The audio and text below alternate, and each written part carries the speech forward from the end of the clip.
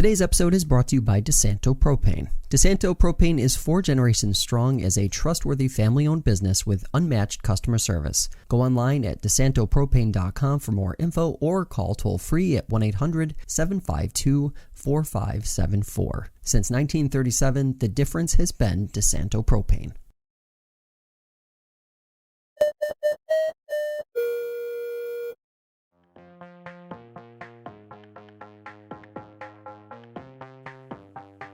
For FingerLakes1.com, I'm Josh Durso, and this is FLX Today, presented by DeSanto Propane. This morning, we're continuing our series spotlighting local elections across the region, sitting down with candidates ahead of Election Day. We were joined via Zoom by John Nagle-Caraluzzo, who is running for Canandaigua City Council. We talked about his experience, goals, and what he hopes would be a more balanced city government if he's elected in November. Check it out. Let's start with the why, because I think it's the best place to start in this situation. Why are you running? Yep, that's a great question. I think really it is, I lived in Canandaigua for a really long time now, and this is not the highest paid position ever, right? It takes a lot of time. You're kind of putting yourself out there, but I really love Canandaigua, and I think it's important to put your time into taking care of a place that you care so much about, just like so many people before me have done. And I kind of just want to carry that legacy on. Is this your first venture into politics, or it what is. was your, yeah?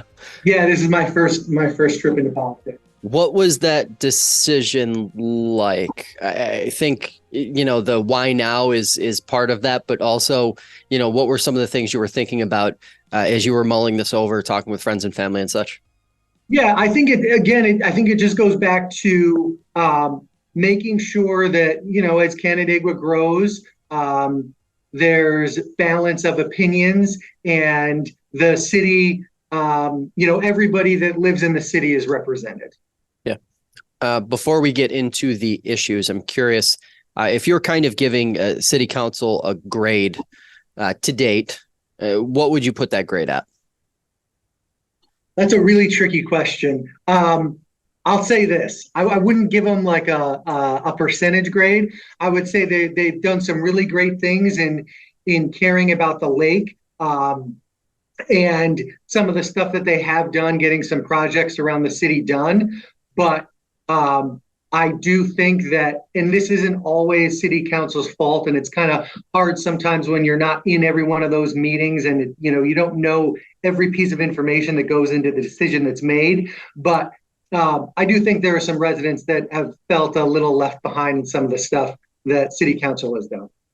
So one of the biggest issues that I see pop up, or that I see debated, usually in the comments on Facebook when we post a story, or when I'm perusing some of the Canandaigua Facebook groups, involve economic development, or what kinds of economic development are happening, or how the city is processing these types of decisions and debates.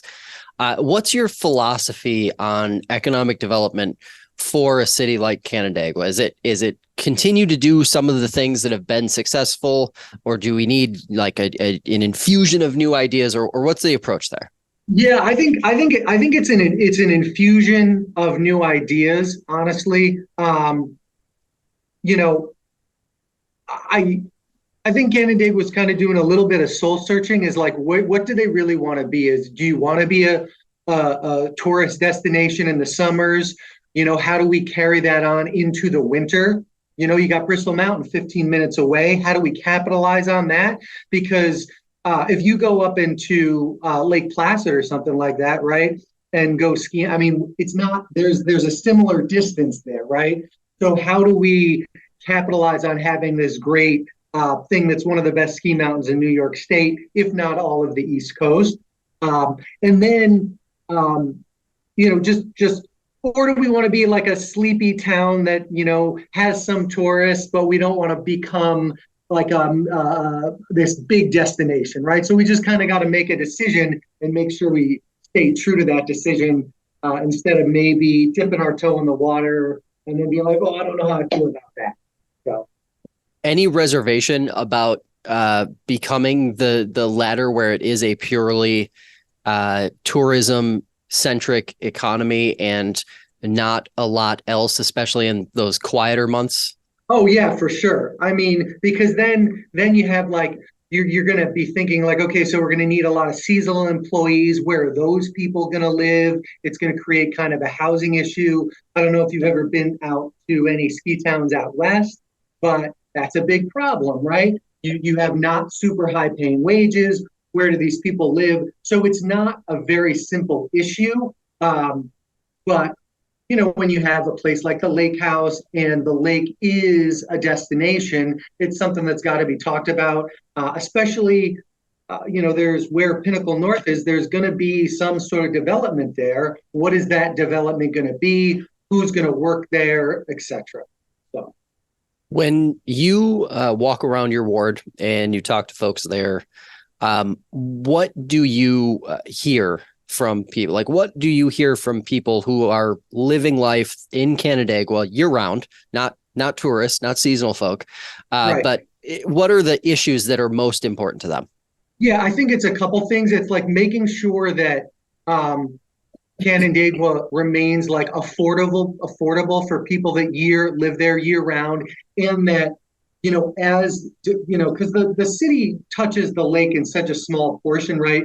Everybody thinks of Canandaigua, the city, and then the lake, but realistically, we only have like the little tip end, and it's making sure that as development there happens, no matter where somebody lives, in the city, they can take advantage of that, right? That they don't get priced out. That there's if that is going to get developed, that there's plenty of establishments, whether it's shopping or restaurants or enjoying a beer or a cocktail, right? That's something that everybody that lives in the city can go and enjoy. Now, I think that's a big part of it. Yeah, and it's interesting you say that, because I think for a lot of folks who maybe pass through or visit Canandaigua, they look at what Canandaigua has on its lake frontage and they think, boy, this is very nice. This is very complete. Mm-hmm. But it seems as though the city and its residents want more. How much more is actually feasible there, and where do you personally kind of see the line being in terms of, okay, let's pump the brakes here and not just completely overdo a good thing? Yeah, right. So I don't know how much more. I think that's something that needs to be discussed a lot further. But I think that there's that space that's sitting basically between Kershaw Park and the One Pinnacle North building, right? There's that whole. So if we're not going to develop it and have residential or commercial there, we should look at some way to turn it into a park. And I'm not saying one is right or wrong. I just think something should be done with it. And I think the reality is that land is probably so valuable to commercial residential that it will get developed. So if it's going to get developed, I think less is more, right? We don't want like 4 big 5-story buildings, blocking up the whole lake, but some combination of commercial and residential, maybe only 2 stories or at most 3 stories tall, and narrower and longer with more of like a park-like setting in the front makes, more sense. And honestly, I think the other thing the city is working with whatever developer that would be a good thing to think about would be making sure that people that, a big draw to Canandaigua is people tow their boat down for the day. They drive around all over the lake. And then what do? Right? There used to be a couple different places you could stop and grab lunch with your family, whatever. If we're going to develop the rest of that north end, I think it would definitely be worth a look at how do we capture that audience of people that trailer their boat down, use the state boat launch, drive all around. Their only lunch can't be like the lake house, right? That's just not, that doesn't make sense. So if we're going to say this is going to be commercial and there's going to be restaurants there, how do we capture some of that? So right, makes sense. My little. Yeah. How do you approach because I'm going to lay out a scenario here that I've seen debated a bunch of times and ask for your thoughts on it. It seems to be that most people think there's a line that has to be drawn between the high-end development that we're seeing across the whole Finger Lakes, which the luxury hotel kind of luxury housing developments that we're seeing prop up along the lakes in general, Canandaigua and Seneca for that matter, versus the reality that folks in elected offices, especially when you're talking about a city council, have to be thinking about sustainability and the tax base and growing that as much as possible. When that is what the commercial demand is, how do you approach that and let those residents know who are concerned about some of those higher end developments that you're being heard? It's just a matter of what we're getting right now. Right. Well, and that I think the last thing you said is a really good point, that if there's no developer to develop it, it won't get developed, right? So the profit margins on higher end housing is better, right? And if you have if you have 20 acres of land, a high-end home developer will pay the owner of that land more for those lots. So they're going to build these bigger, expensive houses. The problem, and a lot of that doesn't really happen in the city, right? Because there isn't that much land in the city of Canandaigua that can be developed like that. That's more of like a county, town of Canandaigua, town of Farmington. You mentioned up and down Seneca Lake, right? But the thing that I think the city needs to think about is, if we are going to be a destination for these people to come to, where do we have the people live that are going to work at these businesses and things that we want to open, right? And that's that's kind of the conundrum, is how do you deal with that? So when the county is moving forward now with its housing report, it's accepted it finally, which is long. Obviously, it's 140 pages, but it essentially lays out the challenges that the county has as a whole with the housing shortfall, and then of course the need for senior housing, more apartments, all that kind of stuff. Depending on how the county moves forward, how would you like to see the city and city council be part of whatever housing initiatives the county does try to implement over the next 1 to 4 years? Right. So 1 to 4 years is a really short time, because you got to remember, like, even if you say, hey, there's now some grants or subsidies or something earmarked to help with some apartment buildings, rent control stuff, something like that.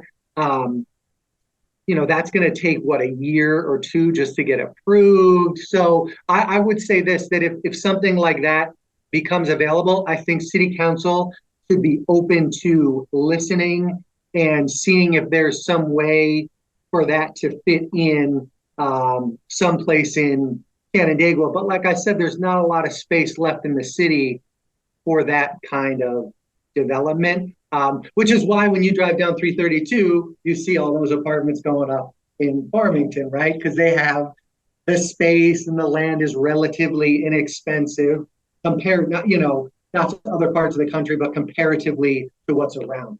Yeah.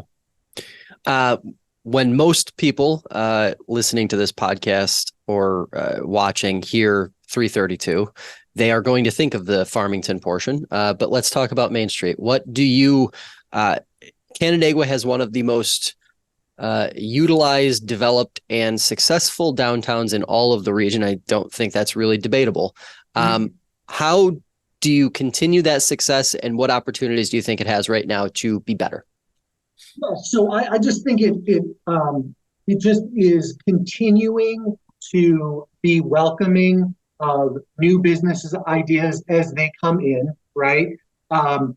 Not being afraid to, I know that when the brewery on Main Street for Quantum opened up, there was some people that were like, oh, I don't know about this, but that's turned out to be a huge success, right? So I think just keeping an open mind and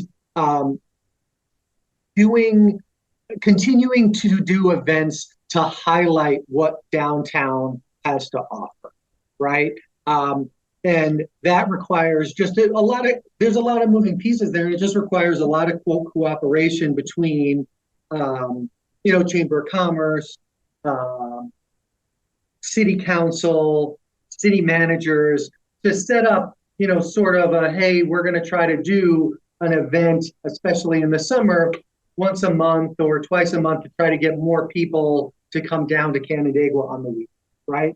It's already busy on the weekends, but if you were trying to do something like that, just as kind of a random off the top of my head, idea off the top of my head, I think it was 10, 15 years ago, they were once in a while experimenting with closing the pier down for a weekend and doing like a pier fest.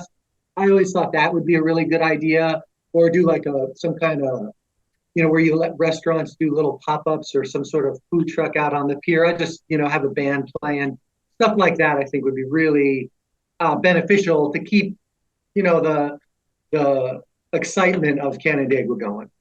One of the things that we hear pretty regularly from small business owners and also folks in the housing space is the immense amount of red tape that exists in New York State overall when it comes to getting projects across the finish line. And you alluded to it earlier. It takes years for a housing project to come to fruition.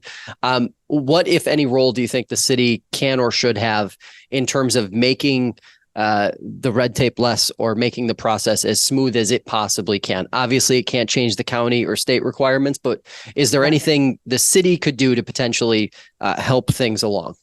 I think they do a really good job of it already, but anytime there's paperwork, red tape, right? It's kind of a pain, and I think the best thing that somebody that wants to start a business, coming as a person that has two businesses now, is being patient, but then as a city council member, working as closely as you can with those people, right? And just trying to see if there's anything you can do, even if it's maybe just listening to them complain and then being like, hey, but this is what we got to do. Sometimes that's enough just to get somebody to get across the finish line. Because, to your point, a lot of it is stuff that's decided in Albany and not, at City Hall in Canandaigua. So, we kind of got to play by those rules. But if everybody just works together, I think that's a lot can be done if you have somebody to say, hey, this sucks, but okay, we're going to take care of it and get it. Police and fire protection are always an important topic to people when they turn out and vote. Canandaigua is no exception to this. Contracts, those will be coming up here within the next 2 to 3 years, correct, in Canandaigua. Yep. How would you, philosophically, how would you approach that? How would you like to see that approached by city council if elected? Yeah, I think we have to be advocates for our first responders, right?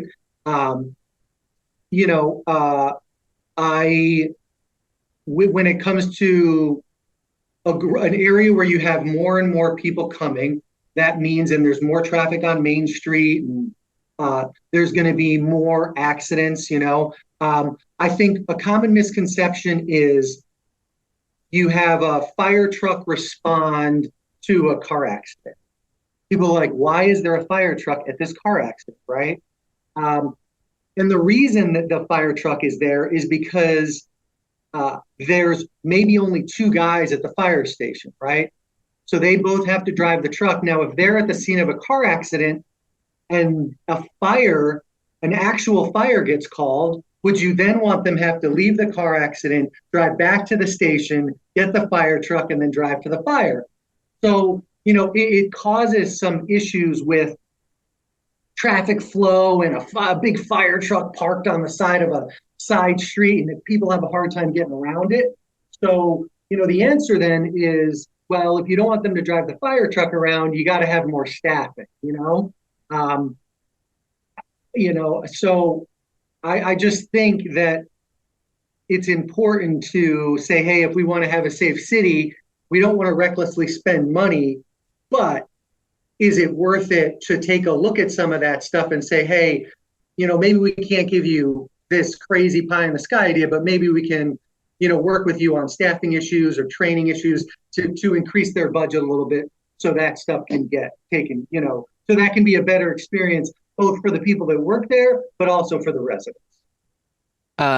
Fiscal responsibility is always something that it's more of a slogan, I guess, than anything else. Because once you're in there, you realize the innumerable things that cost money and that are costing a city money. When it comes to how taxes are being spent, when you're talking to most voters, how does it, when you're gauging where they are with how the city is doing, where are they? Like, where does it feel like they are? I think there's just a lack of understanding of where the money goes, right? I think that's really what it is. Because, like you said, things cost them money, right? You can't, and as things get more expensive, they cost even more money, right? And salaries for city employees have to go up so that they can pay their grocery bills and their rent or their mortgages, right? Or when their car breaks down, it's just as expensive as when your car breaks down. So I think there's just some unclarity, and that goes for all levels of governments, right? We don't fully even understand how the federal government spends all of our tax dollars. But I do think that a little clearer communication between the city and residents on how tax dollars are being spent, right, could never be a bad. So, if voters have 30 seconds to know why your campaign is important and what the most important thing is in your campaign, give them that pitch right now. What is it? I think that the biggest thing is that there's a lot of stuff happening to Canandaigua in the next 4-5 years. And Canandaigua has had some great city council members, but I truly believe that it's time for some balance on city council and time for some fresh new ideas. I'm not young by any means, but I'm a little bit younger than a lot of city council members, and I think a fresh perspective might be beneficial to everyone. Since you said it, I'm going to throw one more at you. Okay. What's your pitch to somebody who's under 35 years old and why they should move to Canandaigua? Yeah, I mean, I think Canandaigua in the summer, and this is something I struggle with too, is a phenomenal city. It's a great place to live. It's got a great school district. We're doing everything we can to make that, like I said, that's that little missing link in the winter is how do we keep that kind of energy? They do the Ice and Fire Fest and some stuff like that, but how do we keep that going? Because I do think if you are when I moved, I lived in Rochester and then I moved back when I was 29, 28, 29. And, it was great in the summer. And then kind of in the winter, it kind of slowed down a little bit. And sometimes I was like, do I wish I still lived in Rochester, right? So that is something that I think we need to improve upon if we want to attract more younger people, without children, right? Because I think Canandaigua, if you have a family, is such a great place to live, right? But if we want to attract some of that single people, the development over where Working Class Coffee has done a lot for that, because that's a great area to live. So if it's maybe looking at more development like that, but yeah. Appreciate the time. Thanks so much for taking it today, John. No problem. Thank you, Josh. I appreciate it. That'll do it for this edition of FLX Today. If you'd like to hear more conversations like this one, check out the show on your favorite podcast platform or subscribe to the FingerLakes1.com YouTube channel. Have a great day, and we will see you next time.